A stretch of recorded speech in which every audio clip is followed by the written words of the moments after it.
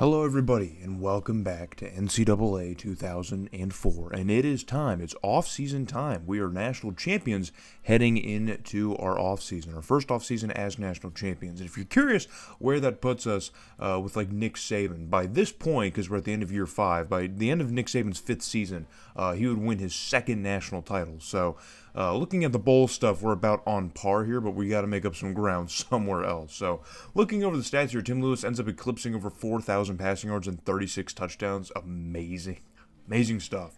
Lamont Farrell gets over that 1,000-yard rushing mark as well with 12 touchdowns. I was really hoping he would since he got so close in the previous season.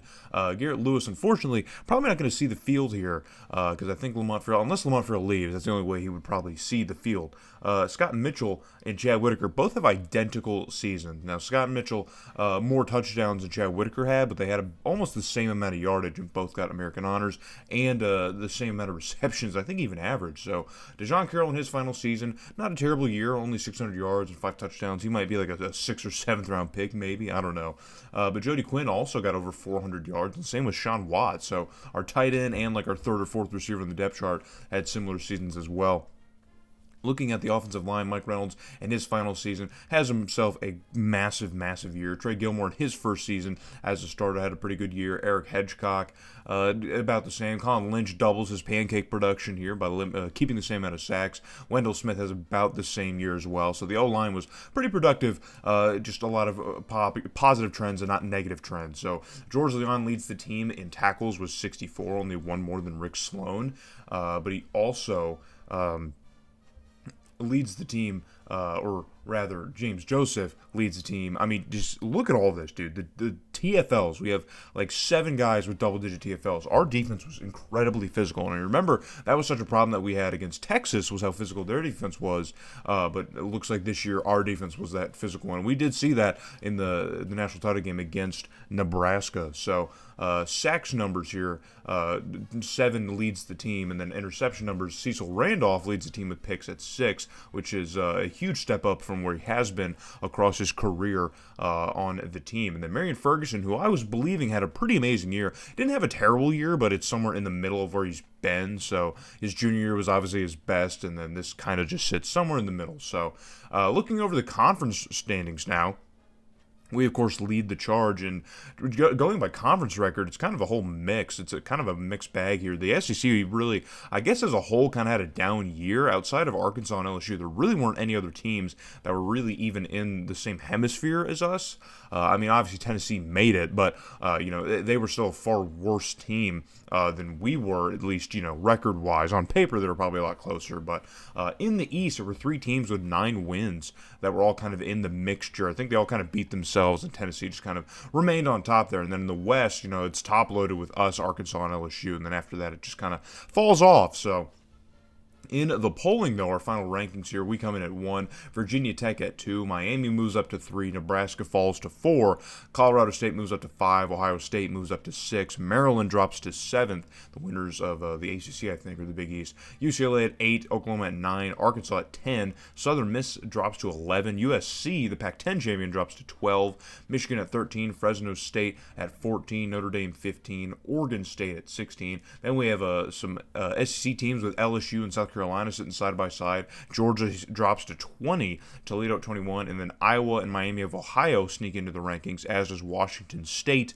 with Oklahoma State at 24. So now it's time to get into the actual offseason festivities and look at our players leaving. So I was really scared who we were losing, but we're actually not losing really anybody, guys. We're not losing a whole lot of anyone. So DeJon Carroll, of course, is graduating. A couple of linemen guys are leaving as well. We're losing a lot of top guys on our defense. Burnett, Jeremy Walls, Jamal Mullins, Demetrius Moore, Cecil Randolph. We're losing all of these guys. David Ford, all of these guys are leaving, and these are huge pieces to try and replace. Now, we have horses in the stable at a lot of these positions, but losing that production on our defensive line is going to be humongous. Same with our linebacking core.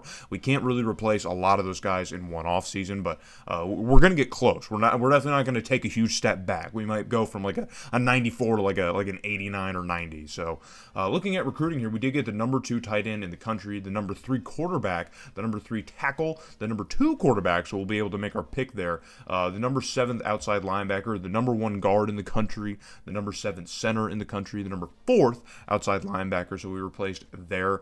We also did get a couple kickers, so we could make a pick here. One of them, I think, is a transfer, like a JUCO transfer, but he's down here. The 4-star kicker that we got is the number 1 kicker in the country, who's probably going to be the one that we end up keeping around. We also loaded some depth at other positions. Recruiting assistants, I don't know why I don't turn it off, but recruiting assistants did help us with some 3s and 2s. It doesn't really matter, but we were in on the number 2 middle linebacker, who I really wanted. We lost him to Fresno State. I was also in on the number 1 left tackle in the country, and he went to USC. I threw some points at the number 3 running back in the country, who ended up going to Notre Dame. We were in on Nick Davis, the number 1 quarterback in the country, but since I got the number 2 and 3, I just kind of gave up on him, and he went to Texas A&M. And the number 1 receiver I was also going after, he's a Canadian prospect who ended up going to Michigan. So, but we still do end up with the top class. I really was selective with how I recruited. I wasn't even trying to load our class. I was just trying to rebuild at the places that we were kind of missing, like our linebacking core and just some other defensive positions. That was really it. We didn't have a lot of needs going into this offseason. Because of all the depth that we have at those positions already, there was not really any position that we were really struggling at. So looking over recruiting-wise, it really mirrors the top 25 in a lot of ways. As you can see, there's a lot of teams that are close to where they ended up ranking. But Cincinnati sneaks in here. There's a couple teams that do sneak in.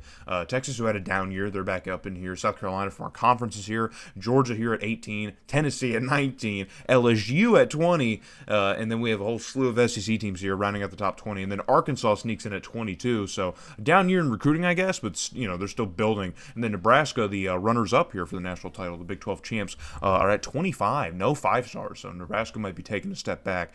And I think I skip out on trending results in the other off seasons, but I wanted to show this one because we have a ton of breakouts. Look at all these breakouts that we have. Tim Lewis is up to a 91.